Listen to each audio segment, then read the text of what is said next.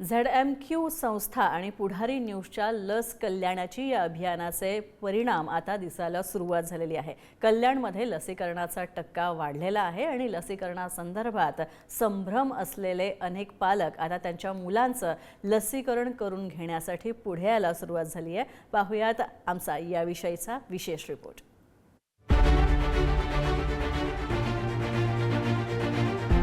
तुमच्या मुलांना योग्य वयात लसीकरण करणं गरजेचं असतं, पण अनेकदा पालकांमध्ये असलेले गैरसमज, भीती आणि अपुऱ्या माहितीमुळे मुलांना लस देण्याचं टाळलं जातं। म्हणूनच कल्याणमध्ये लस कल्याणाची उपक्रम राबवण्यात येतोय। ZMQ स्वयंसेवी संस्था आणि पुढारी न्यूजनं सुरू केलेल्या या उपक्रमाचे परिणाम दिसू लागलेत। कल्याणमध्ये राहणारे असे काही नागरिक आहेत की त्यांनी त्यांच्या बालकांचं लसीकरण केलं नव्हतं, पण लस कल्याणाची उपक्रमात सहभागी झालेल्या समाजसेविका आणि महिला मंडळाच्या अध्यक्षा कविता गरुड यांनी त्यांच्याशी संवाद साधला। त्यांच्या मनात असलेले गैरसमज, भीती दूर केली आणि लसीकरणापासून वंचित असलेल्या बालकांचं अखेर लसीकरण झालं। तुम्ही आल्या ना तर मला समजून सांगितलं तुम्ही मला एकदमच। माझ्या मनात खूप भीती होती, कसं त्या मुलाला इंजेक्शन देत नव्हतं आम्ही, कसं आम्हाला एकच ऐकायला येत होतं का इंजेक्शन दिल्यावर ते अपंग होतात मुलं, जीव पण धोक्यात असतो, ताप फक्त येतो तेवढा पुरता येतो ताप, त्याच्यानंतर 3च दिवस ताप असतो, त्याच्यानंतर काहीच होत नाही मनीषा। त्याला इंजेक्शन दिले ते खूप गरजेचं असतं ते, तर त्याच्यामुळे मग मी तुमचं ऐकून सनी त्या मुलाला मी इंजेक्शन दिले। आता याच्या अजून पुढे पण इंजेक्शन मी ते देत राहील त्याला। वेगवेगळ्या क्षेत्रात काम करणाऱ्या समाजसेवकांनी ZMQच्या लसीकरण जनजागृती अभियानात सक्रिय सहभाग नोंदवला।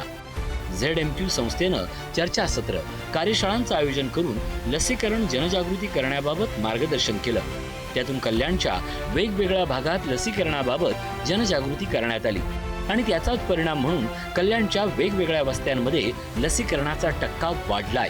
आमच्या परिसरात चक्कर मारली की कोणत्या मुलांना लसीकरण केलेलं नाहीये, तर मी 2-3 वेळेस जाऊन सर मॅडमला संग घेऊन आम्ही त्यांना समजवलं की लसीकरण करणं हे का महत्वाचं आहे।